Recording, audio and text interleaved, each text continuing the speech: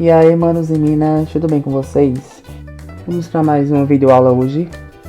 Continuando aqui as nossas aulas sobre função do segundo grau, só que dessa vez nós vamos aprender sobre as raízes de uma função do segundo grau. O que seriam as raízes de uma função do segundo grau? Nós já vimos em sala que raízes significam a mesma coisa que soluções. Raízes são a mesma coisa que soluções. Vocês lembram disso? E antes que nós comecemos a entender como é que encontramos essas soluções, vamos relembrar rapidamente qual é o formato de uma função do segundo grau.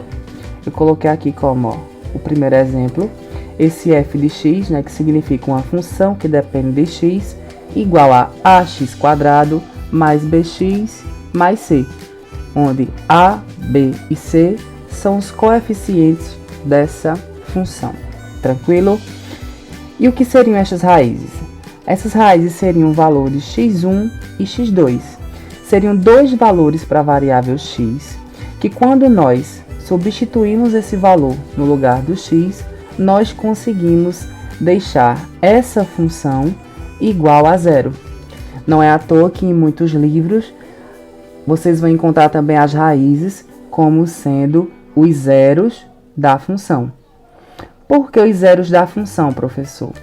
Porque quando nós formos colocar essas funções no plano cartesiano, vocês vão perceber que justamente no eixo y, as coordenadas dessas soluções serão zero. Mas já vamos entender isso melhor quando nós formos colocar essas raízes no plano cartesiano, tá certo? E como é que nós encontramos essas raízes, professor?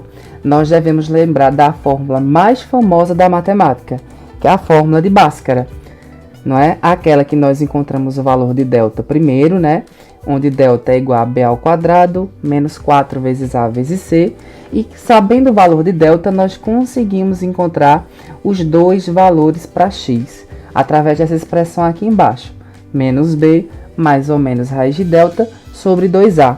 Lembrando que, se nós estamos trabalhando com uma função do segundo grau, isso significa dizer que nossas funções do segundo grau terão no máximo duas soluções, tá certo?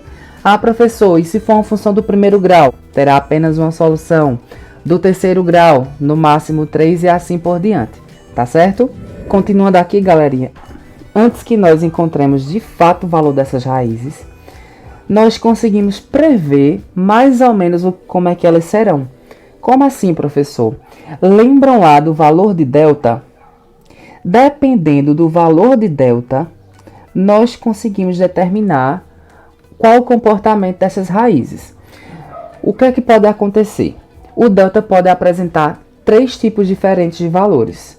Ou o delta pode ser maior que zero, ou seja, ele pode ser um número positivo, e eu vou colocar como exemplo aqui do lado o delta sendo igual a 16, não é isso? Se o delta for positivo, vai acontecer algo com as raízes. Serão raízes diferentes. x1 e x2 darão valores diferentes. Se delta for igual a zero, é o segundo caso. Se delta for zero, quer dizer que essas raízes aqui, serão iguais. Se delta for igual a zero, elas serão iguais. Por exemplo, se a primeira raiz der 1, a segunda também vai dar 1. Se a primeira der menos 5, a segunda também dará menos 5. Ô professor, mas eu já aprendi que quando delta dá zero, a gente para de fazer a continha. Estão totalmente equivocados, tá? Quando o delta dá zero, nós podemos sim continuar nosso cálculo e ainda afirmar que no final nós vamos encontrar duas raízes. E o terceiro e último caso é quando delta é menor que zero, ou seja, quando ele é um número negativo. Vou colocar aqui um exemplo do lado, se o delta desse igual a menos 25. O que é que acontece, professor, quando o delta dá negativo? Quando o delta dá negativo, não existem raízes reais, tá certo? Não existem raízes reais. Não é à toa que muitos professores, quando o delta dá negativo, eles dizem, parou por aqui, galera, não tem solução.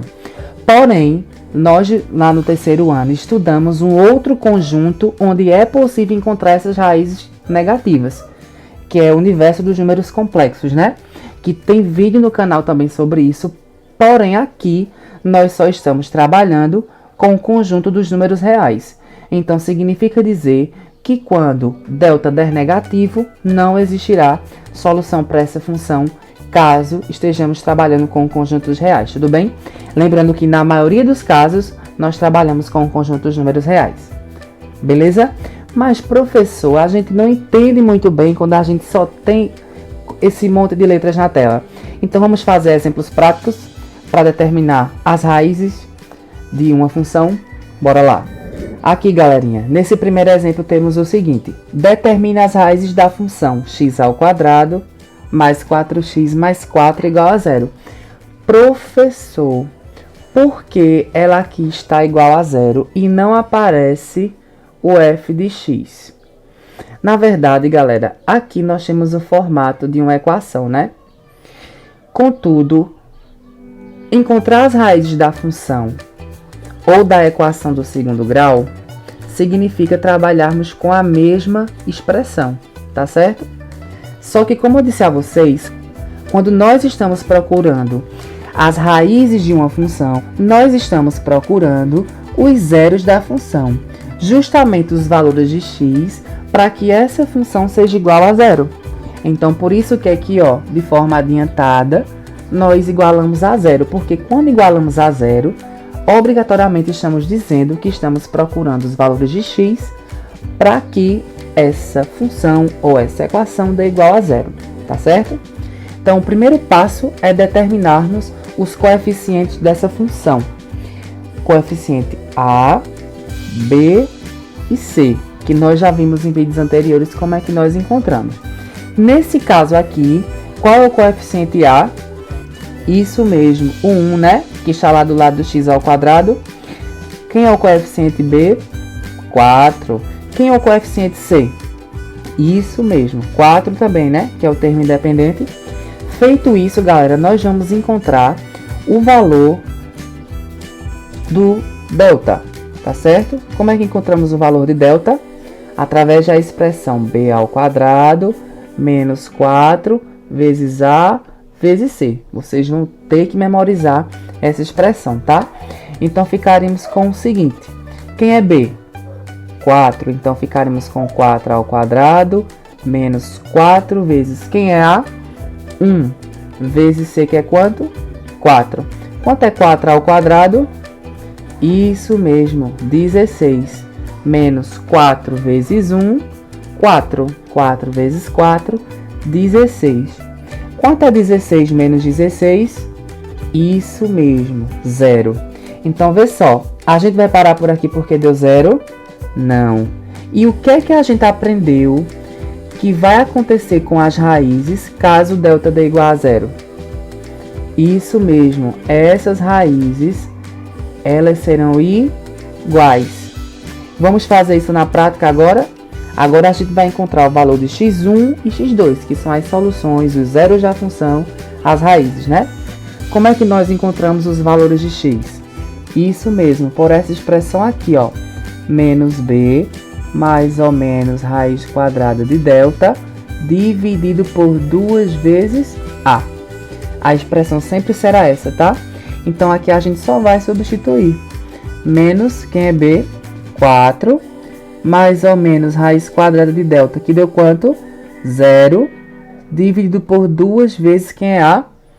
Isso mesmo, 1. Então, teremos aqui, ó, menos 4, mais ou menos, qual é a raiz quadrada de 0? Isso aí, 0. E 2 vezes 1, 2. Percebam que no final sempre nós vamos ficar com esse mais ou menos aqui.